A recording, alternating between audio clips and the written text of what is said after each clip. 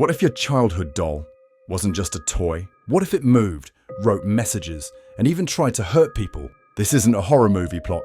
It's the real story of Annabelle, the infamous haunted doll locked away by Ed and Lorraine Warren. And trust me, the truth is even creepier than fiction. In the early 1970s, a nursing student named Donna received a Raggedy Ann doll from her mother.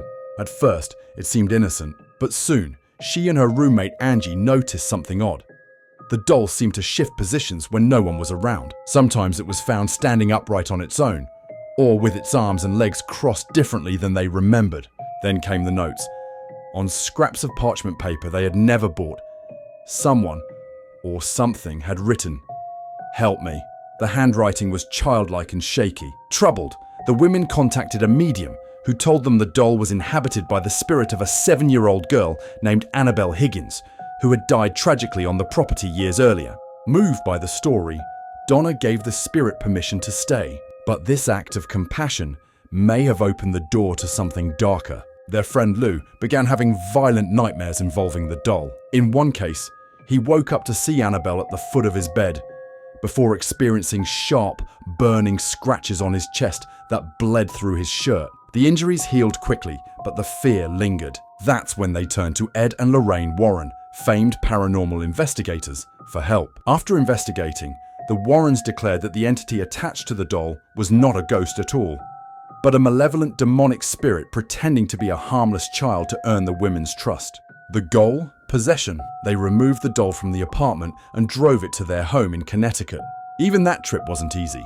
Their car stalled repeatedly, veering off the road until Ed doused the doll with holy water. At home, they placed her in a locked glass case in their occult museum. On the front, a sign that reads, "Warning, positively do not open."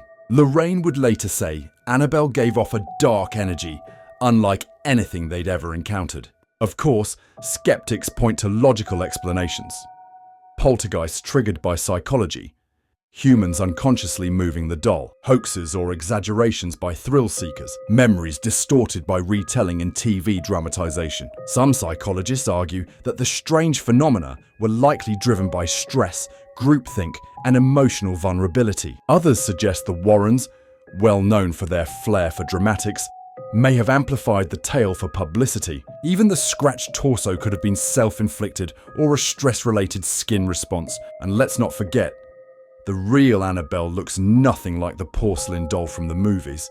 She's a soft, plush Raggedy Ann. But even so, multiple guests have reported feeling dizzy, nauseous, or even aggressive in the museum room that houses her.